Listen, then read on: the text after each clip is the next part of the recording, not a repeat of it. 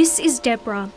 An autism diagnosis later in life helped her understand a pattern of abuse in her relationships. I always knew I was different. I took it to be some kind of intrinsic naivety. I never seemed to get it right.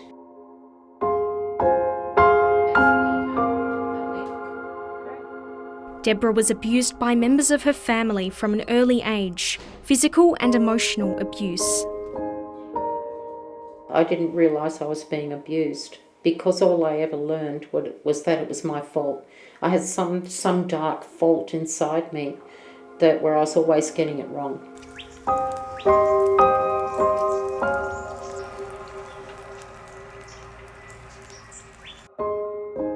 Abuse and isolation continued into her romantic relationships, but she thought it was normal.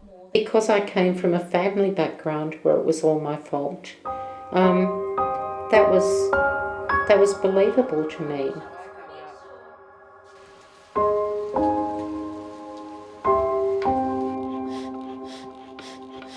Deborah eventually found support and was diagnosed with complex PTSD.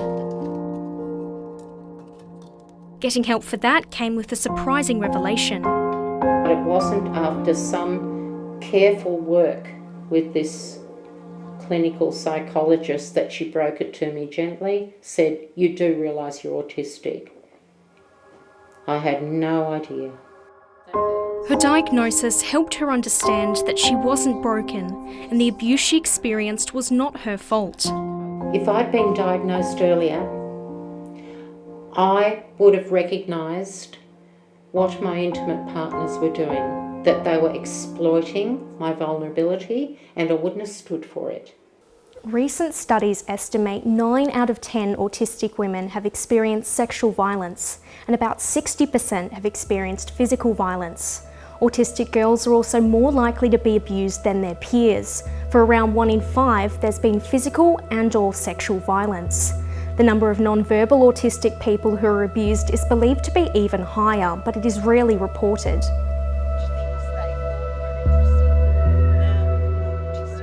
Advocates want society to know it's happening and for support services to have a greater understanding of autism.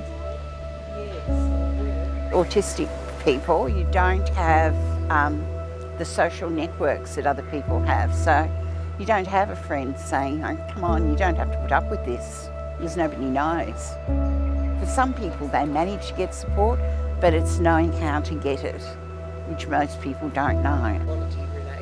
Geraldine says there are simple things people can do to support autistic women in abusive relationships. Dad told, if you were a better wife, this wouldn't happen. Being able to say to the woman, this isn't acceptable, nobody has to live like this, and being very straightforward, not hinting, because we often don't take hints. Allow more opportunities for diagnosis. That means we're going to have more people. The justice system, the health system, the child protection system, education and employment. The leaders in that area are only beginning to understand that autism requires some very different thinking.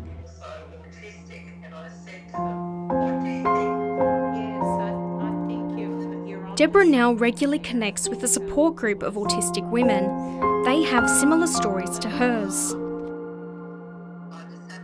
It's absolutely essential because in an autism peer group, that's the only place we're safe to be ourselves.